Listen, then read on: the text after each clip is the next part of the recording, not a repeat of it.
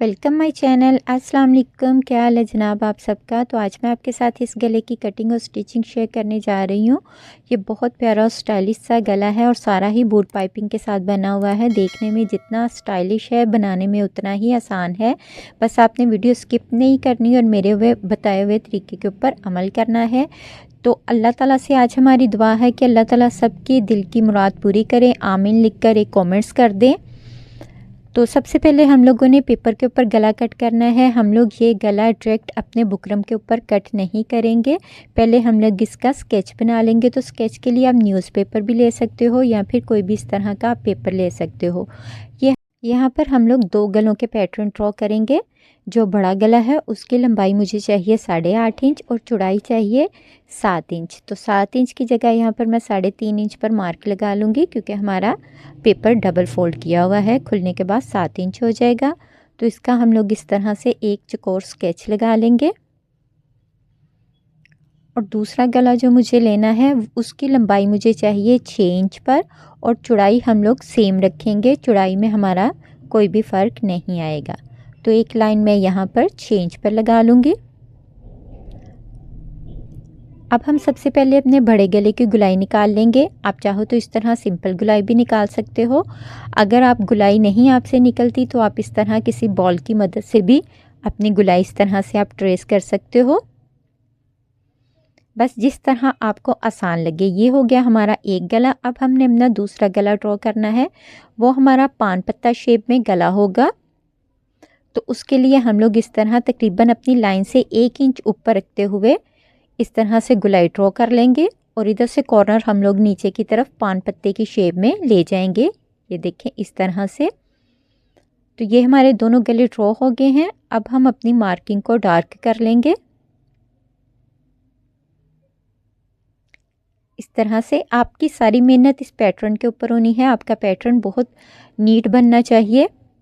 तो इस तरह से फिर हम लोग सिलाई का मार्जिन रखते हुए अपना बुकरम का मार्जिन रखते हुए इस तरह एक निशान और लगा लेंगे।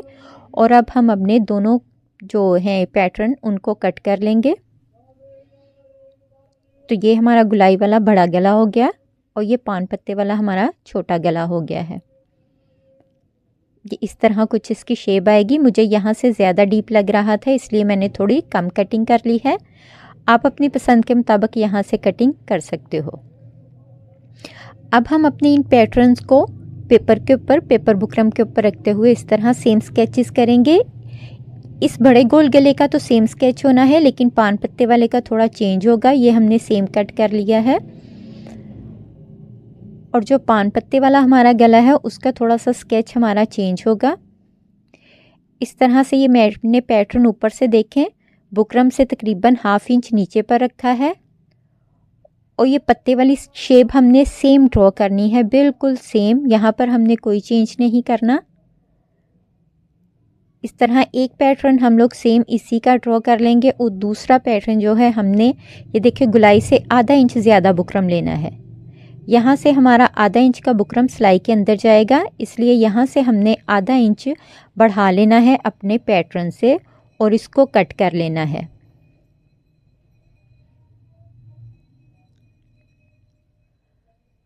तो ऊपर वाली शेप मैं बिल्कुल सेम कट कर रही हूँ और नीचे वाली जो हमने 1/2 इंच बढ़ाया है उसके मुताबिक कट कर लेंगे। अब इस पेपर को मैं कपड़े के ऊपर लगा लूँगी। आपने अच्छे से इसको चिपका लेना है और इसका एक्स्ट्रा जितना भी कपड़ा है हम सारा कट कर देंगे। ये हमारे गले के अंदर वाला पोर्शन है। ये हमारे गले के अंदर छोटा गला लगना है। आप अच्छे से प्रेस करें, कहीं से भी आपका कपड़ा निकलना नहीं चाहिए।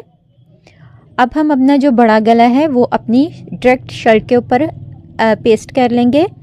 पेस्ट करने से पहले आपने इसका तीरे का साइज़ और हर चीज़ कंफर्म कर लेनी है कि आपका गला कहीं से भी बड़ा छोटा ना हो।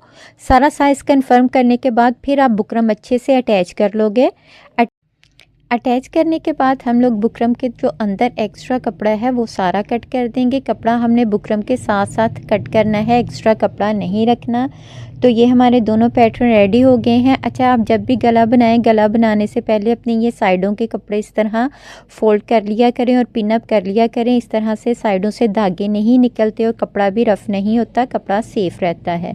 अब हम चलते हैं पाइपिंग की तरफ। तो पाइपिंग आपने जब भी गुलाई में लगानी है, आपने अरेब कटिंग करनी है। सादा आपकी कभी भी बूट पाइपिंग सफाई में नहीं लगेगी। तो यहाँ पर मैं 1.5 इंच की पट्टियाँ ले रही हूँ।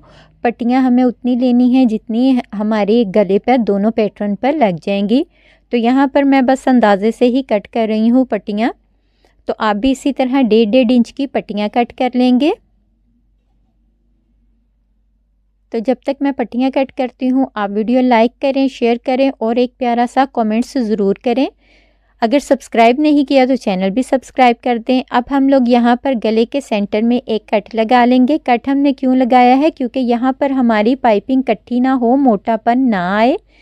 तो अब हम अपनी पाइपिंग स्टार्ट करते हैं। तो पाइपिंग आपने नीचे रखनी है और ऊपर इस तरह एक पाँव का बखिया लगाना है। इस पाँव के बखिए को ही बूट पाइपिंग कहते हैं, यानी कि ये पाँव का बूट होता है मशीन के पाँव का, तो इसलिए इसको बूट पाइपिंग कहते हैं। इसकी चौड़ाई इतनी ही होती है जितना हमारे मशीन का पाँव होता है।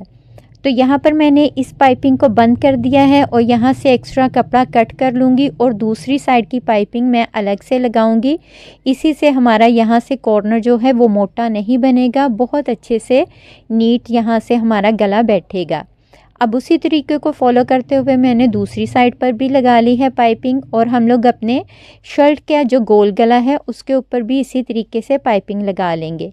अब आपने पाइपिंग की साइड पर जितना भी रफ़ कपड़ा बचा होगा वो सारा कट करना है। अगर आप ये कपड़ा कट नहीं करोगे तो आपकी पाइपिंग कभी भी नफासत के साथ एक जैसी नहीं आएगी, इसलिए आपने ये साइड से सारा कपड़ा कट कर देना है देख के अच्छी तरह से। जहाँ जहाँ से भी हमारा कपड़ा भरा होगा हम कट कर देंगे। अब देखें हमारी पाइपिंग कितने आराम से फोल्ड हो रही है और बैठी हुई भी है, क्योंकि हमने साइडों से एक्स्ट्रा कपड़ा कट कर दिया है। लेकिन फिर भी हम इसको प्रेस की मदद से अच्छे से बिठा लेंगे। पहले हमने इस तरह पाइपिंग को प्रेस करना है, फिर हमने दोबारा इस तरह फोल्ड करना है। इकट्ठा ही हमने दोनों काम नहीं करने। तो ये देखिए कितने अच्छे से पाइपिंग बैठ रही है। अब यहाँ पे पाइपिंग के भी दो तरीके हैं। एक आप सिंपल सिलाई लगाओ, इस तरह से तरपाई कर लो, और एक तरीका ये है आप पहले ही इसको इस तरह डबल फोल्ड कर लो। जितनी हमारी बूट पाइपिंग है उतनी ही चौड़ाई में, ये जो तरीका मैं कर रही हूँ, और इसके आप लोग किनारे किनारे के ऊपर सिलाई लगा लो। ये हमारे दोनों गले के ऊपर पाइपिंग लग गई है। अब ये जो सेंटर वाला पैटर्न है उसके मैं यहाँ पर सिलाई लगा लूँगी। तो ये मेरी सिलाई लग गई है। तो और मैंने दोनों गलों के सेंटर में निशान लगा लिया है ताकि हमारा गला एक जैसा आए, कहीं से भी कम ज़्यादा ना हो। तो ये देखिए इस तरह से आपने अपना पहले ही गला सारा सेट कर लेना है। ये सेंटर वाला गला हमने जो आधा इंच बढ़ा रखा था वो अब हमारा आधा इंच यहाँ पर पाइपिंग के नीचे जा रहा है। तो हमारा साइज़ अब परफेक्ट आ रहा है। अब आपको पता लग गया होगा हमने हाफ इंच क्यों ज़्यादा रखा था। तो इस तरह से गला सेट करने के बाद आप इंचेस टेप या पैमाने की मदद से तसल्ली कर लोगे कि हमारा गला कहीं से कम या ज़्यादा तो नहीं है। अगर यहाँ पर एक सूत का भी फ़र्क आ जाए तो वो बहुत बुरा लगता है। अल्हम्दुलिल्लाह मेरा गला बिल्कुल ठीक आया है। अब हम यहाँ पर इसको गम की मदद से चिपका लेंगे। मैं UHU गम यूज़ कर रही हूँ, आपको जो बेहतर लगे वो आप इस्तेमाल करें। तो ये देखें ये बिल्कुल अच्छे से बैठ गया है। अब हमें मशीन पर किसी किस्म की दिक्कत नहीं होगी। अब हमने मशीन पर सिंपल इसकी सिलाई लगा लेनी है। बस यहाँ जहाँ पर हमारे गले का जोड़ आ रहा है यहाँ पर हम सिलाई पक्की करेंगे डबल सिलाई लगाते हुए। और देखें बिल्कुल भी हमें बार बार सेट नहीं करना पड़ रहा, कितने अच्छे से हमारा गला अटैच हो गया है। अब हमें सेंटर में लगानी है पाइपिंग। तो पाइपिंग लगाने के लिए मैंने सेंटर में 1 इंच चौड़ाई में ये बुकरम लगा लिया है। आप भी इसी तरह से सिंपल बुकरम है 1 इंच कट करके बस लगा लेना है। उसके बाद इस तरह से हम सेंटर से अपना गला कट कर लेंगे। ऊपर वाला पोर्शन हमने पहले ही कट कर लिया हुआ है। तो यहाँ पर हमारी पाइपिंग का कपड़ा भी बिल्कुल सादा लगेगा। यहाँ पर हम लोग अरेब पाइपिंग नहीं यूज़ करेंगे, ठीक है। ये देखें ये जहाँ तक मेरे गले का पैटर्न था मैंने वहाँ तक इसकी पट्टी बनाई है। अब यहाँ पर हमारा बुकरम काफ़ी मोटा हो रहा है, तो हम इसको इस तरह से अरेब में कट कर देंगे। अगर आप ये कट नहीं करोगे तो यहाँ से आपकी पाइपिंग बहुत मोटी बनेगी, जो कि बहुत ही बुरी लगेगी। तो इस तरह से हमने अरेब में ये अपने कॉर्नर कट कर देने हैं। मेरी कोशिश होती है मैं छोटी से छोटी बात भी आपके साथ शेयर करूं, जिससे आपका फ़ायदा हो सके।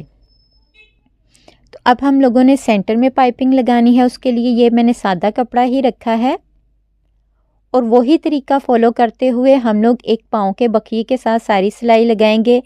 सिलाई लगाते हुए आपने बहुत ध्यान रखना है, आपका कहीं से भी ये जो सिलाई है वो कम ज़्यादा नहीं होनी चाहिए, वरना आपकी फ्रंट पर जो पाइपिंग है वो भी इसी तरीके से कम या ज़्यादा आएगी। ये बहुत आसान तरीका है बूट पाइपिंग लगाने का। तो इस तरह से हम लगाएंगे। यहाँ पर नीचे आके आपने ध्यान रखना है आपकी दोनों पाइपिंग्स एक जैसी हो। तो ये जहाँ तक हमारा कट था मैंने उससे तकरीबन 3 या 4 बखिए नीचे लिए हैं। अब यहाँ पर मेरी मशीन के बखिए के हिसाब से मेरे यहाँ पर तकरीबन 6 टांके बने हैं। आपकी मशीन के बखिए पर डिपेंड करता है कि कितने टांके बनेंगे। तो इस तरह से मैंने पलट ली है। तो देखिए मेरी दूसरी साइड का भी बिल्कुल एक पाँव का बखिया ही आ रहा है, कम या ज़्यादा नहीं हुआ। तो इसी तरह हम लोग अपनी ये भी सिलाई कंप्लीट कर लेंगे। इसको सेंटर से कट कर लेंगे और यहाँ से आपने इसको किस तरह से कट करना है, इसको आप लोगों ने कॉर्नर बनाने हैं। इस तरह से इस शेप में आपने कॉर्नर बनाकर फिर इसको कट करना है। कट करते हुए आप ध्यान रखेंगे आपकी सिलाई वाला बखिया ना कटे। तो अब हम इसको भी उसी तरीके को फॉलो करते हुए इसको भी प्रेस कर लेंगे और प्रेस की मदद से अपनी बूट पाइपिंग अच्छे से बिठा लेंगे। पहले हम लोगों ने इस तरह फोल्ड करना है, उसके बाद हम लोग अपनी पाइपिंग को सीधा करते हुए इस तरह से फोल्ड कर लेंगे।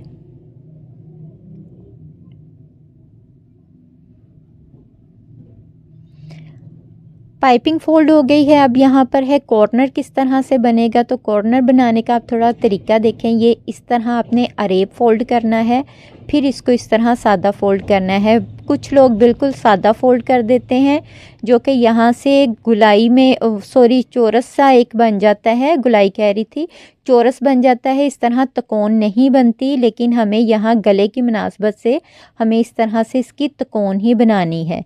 तो हम लोग इसको फोल्ड भी उसी शेप में करेंगे।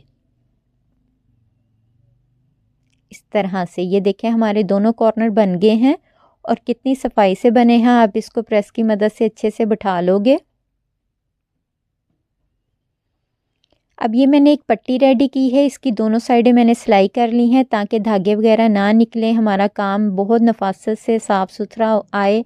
तो ये हम लोग पट्टी सेंटर में इस तरह रखते हुए इसकी चारों साइडों के ऊपर सिलाई लगा लेंगे। यहाँ पर